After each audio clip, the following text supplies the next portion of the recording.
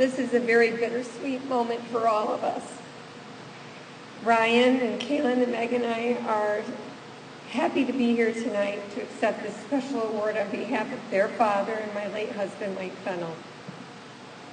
We are joined tonight by members of Mike's immediate family, his brother and sister-in-law, Tim and Judy Fennell, his sister and brother-in-law, Pam and Bruce Baker, cousins, and his mother, Norma, who I know as a mother is so very proud of her son. And I know Mike and his dad, Joe, a.k.a. Papa Joe, are here in spirit. Congratulations to all the honorees tonight. And a special thanks to Dan Mason, Sean Mullen, Heather Whiting for getting me on board preparing for this evening. It is so nice to see so many of our friends, former players, families, many of whom traveled great distance to be here this wonderful event. And a special thanks to our friends who were instrumental in running supporting the Mike Fennell Golf Tournament, our neighbors and friends. And we are touched by your support and presence. And Tom Huber decided to surprise me with a lot of special guests tonight. On February 28th of this year, Dan Mason of the Red Wings emailed me letting me know about the exciting news that Mike had been selected for the induction to the McQuaid Hall of Fame. I was home recovering from my second hip replacement in a year and was reflecting on the fact that May 15th would be 15 years since Mike's passing. Needless to say, Dan's news sent me over the moon. It gave me such a great feeling inside. I knew what a great honor this was, as Ryan and I were so fortunate to be here last year to watch Matt Dreyer and many others receive the Hall of Fame award. I grew up in a family with very little sports background, so when I started dating Mike, he was in the Yankee organization. So I immediately wanted to do my homework, all about baseball. But he pleaded me not to, because that was not what he wanted to talk about when he was with me. I recall my first baseball trip to see Mike was at the Albany Colony Yankee Field, suitcase in hand, right off a Greyhound bus. I was supposed to meet Mike in the bullpen after the game.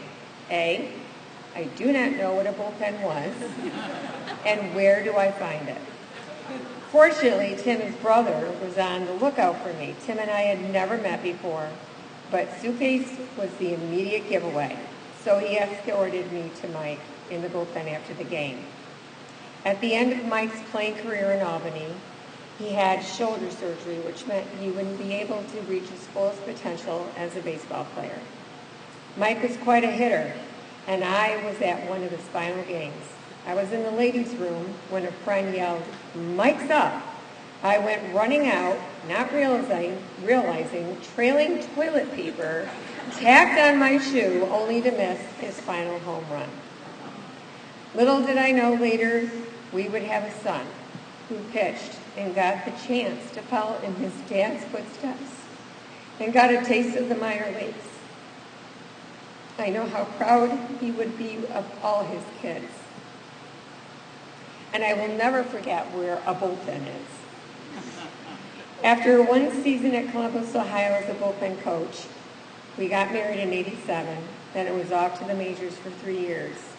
Mike loved the whole experience. We were fortunate to live over the Hudson River in an apartment Dave Rigetti owned, and in '89, we got the news we were expecting our first baby. And Mike didn't want to miss a bit of family life, so he retired from the Yankees. When Mike took the McQuaid coaching job, we were settled in Brighton in our first home with Ryan. Then 2 years old, Mike was fortunate to have an incredible baseball coaches through high school and college. Dave Lanning at Fairport, Dick Rockwell at Lemoyne, and multiple coaches throughout his career with the New York Yankees. However, it was his first coaching job. He was a dad, had a new job, and was required quite a bit of traveling. But the glass was always half full, and Mike liked a challenge, and he worked it. He even had 6 a.m. workouts due to the work schedule, took Ryan with him, and drove him to school after. In 93 and 96, Kaylin and Megan were born. So we were building a team of our own. But Mike and I made it work. The kids loved the baseball field. I know many of you remember after a game was over, Ryan and Thing 1 and Thing 2, as I would call Kaylin and Megan, ran the bases, and then it was a win. And if it was a win, off to Don and Bob's we would go. Normally Papa Joe's treat. Based on Mike's winning record, that was a lot of burgers we ate. Mike was always passionate about baseball and loved coaching the fine young men at McQuaid. But teaching the fundamentals and winning the game of baseball was not all he wanted them to know. There was also the game of life, the ups and downs, and who better to teach them than Mike himself. He balanced his family job and baseball, listened daily to motivational and positive thinking cassettes, which back then, on the road and incorporating them through the years, not just for his own career, but for his players. At some point, he began handing out index cards to his players for them to write down their short-term and long-term goals as a visual reminder. He also had the help of 4 different assistant coaches in his career at McQuaid, his dad by his side 24/7, Duke Germano, Don Lamb, and lastly, Butch Kelsey, who coached the Section 5 win at Geneva shortly after Mike passed. I still remember that night.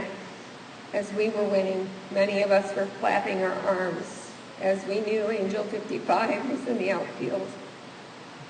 As you might expect, I was really not sure what to say tonight, so I spent hours going through 3 trunks of Mike's memorabilia, trying to help gather my thoughts.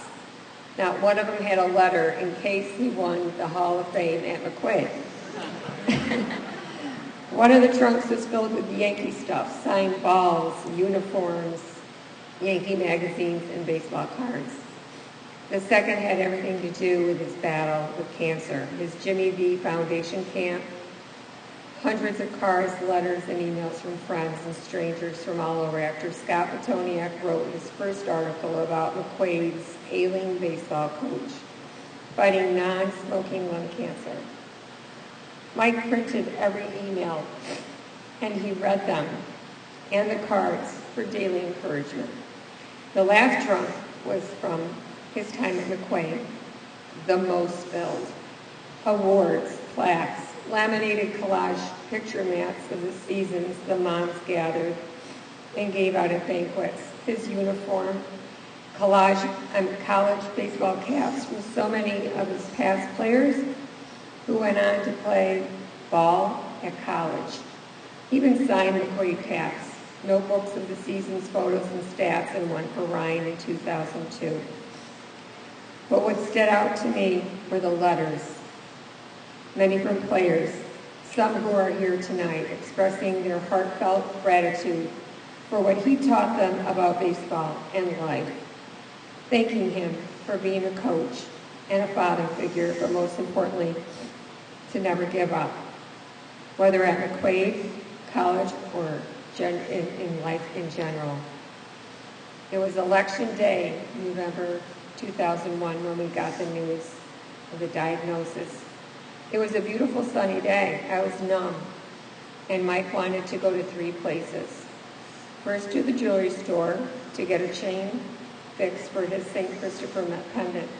Second to Wegmans to actually eat. For those of you who know, he loved to eat. And our last trip was to see Father Jim at St. Louis for anointing for the sick.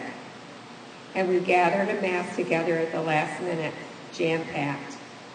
After hearing he had only a short amount of time left, he said to me, "When have you ever known me not to beat the odds?" And he did.